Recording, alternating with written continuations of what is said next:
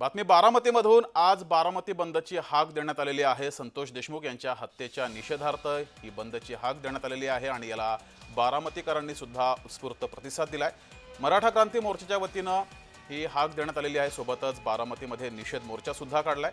या मोर्चामध्ये सुद्धा मोठ्या संख्येनं बारामतीकर आणि इथले नागरिक सहभागी झाले।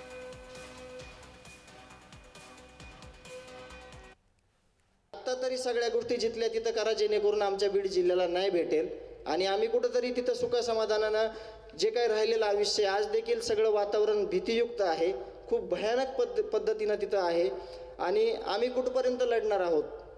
आम्हाला सगळ्या गोष्टीची एक खूप मोठ्या प्रमाणात भीती आहे। यांचं खूप मोठं जाळं आहे गुन्हेगारीचं, खूप गुन्हेगारी वाढलेली आहे, त्याच्यावर प्रामुख्यानं सगळ्यांनी विचार करावा।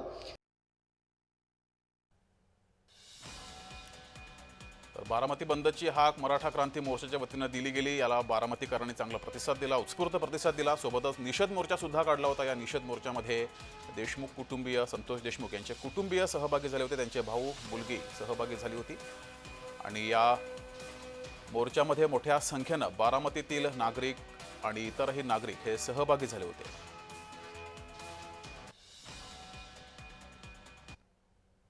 मी खरं तर आज वेगळं बोलणार होतो, पण आता मला महत्त्वाचं कळलंय की इथं बऱ्याचशा लोकांना ही गोष्ट माहीत नाही की तिथं बीड जिल्ह्यात नेमकं घडलंय काय, तिथली कायदा व सुव्यवस्था नेमकी आहे काय आणि याचं कारण आहे काय, हे आपल्याला कुणालाच माहीत नाही।